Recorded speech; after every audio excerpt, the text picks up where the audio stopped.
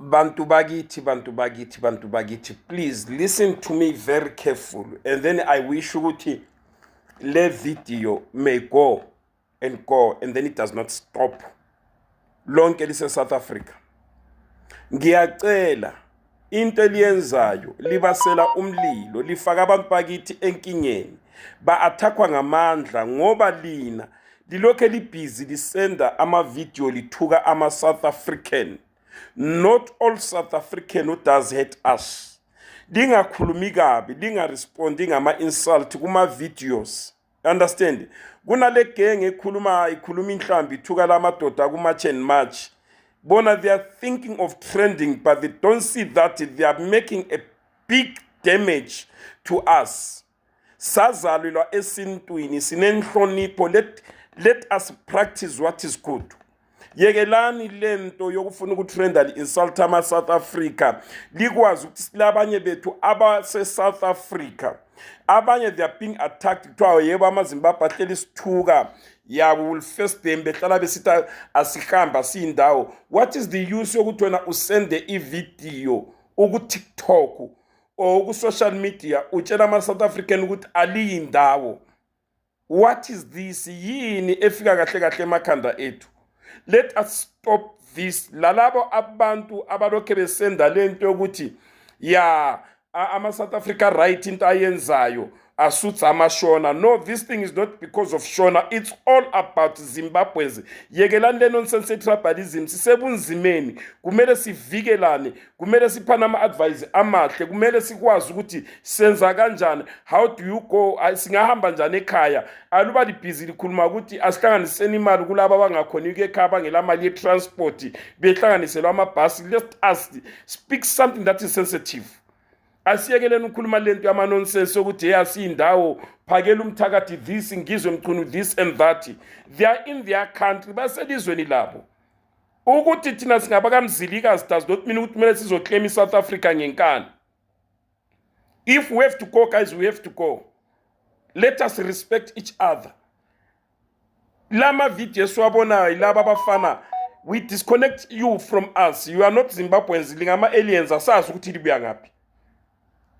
I wish ukuthi kunga-understandeka lokhu ukuthi thina singabantu abakhulele esintwini esiphila ngenhlonipho, esiyohlala sihloniphe, esiyohlala siziphethe kahle. Isima simanga kahle.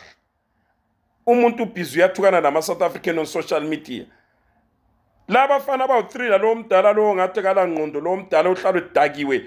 Yini ngabo? Yini ngabo?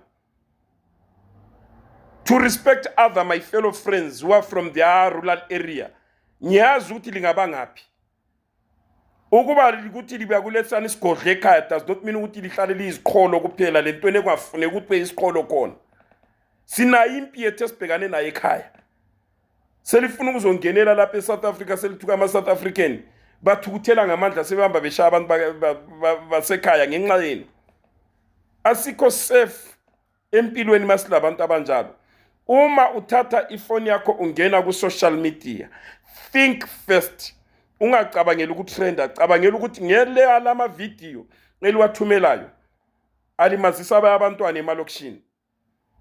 Serious. Ngoba siyabona ama-South African eseresponda kuma comment enu. Hayi thina siyindawo kathi sizalwa lapha. If kumele ukuthi silungise sihlale singenabungozi, let us be humble and be silent.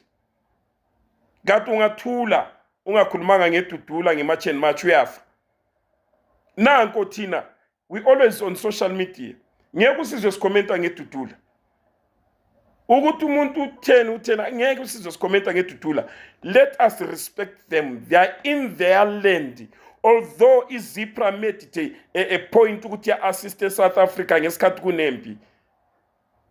Let us be humble. Lokhu ukuthi iZipra yabasiza akusisho ukuthi sokulilizwe lethu. And then we believe that not all of us Zimbabweans who are doing crime. Njalo akula nation engelabugebengu. Even them in South Africa, they've got their own isgebengu. But thina mangabe sesiphuma phambili. Phela songathi ngendlela esikhuluma ngaso ngathi ba-attack ama-Zimbabwean only. They are attacking all foreigners. thina sesifaka imlomo ethu sesikhuluma nzima. Guys bafethu ngiyacela man, asibeni nobuntu sifane nobunzi bukaMzilikazi. Umzimba kaMzilikazi bunesithunzi man, asizameni lathi ukuzakha man. Especially lo omunye ngizwe ekhuluma enye video ebuhlungu, ngiyibonile ivideo yakhe owasekhaya ethi ya ba right amashona azolayeka. uElvis Nyathi wachaya wazeshona.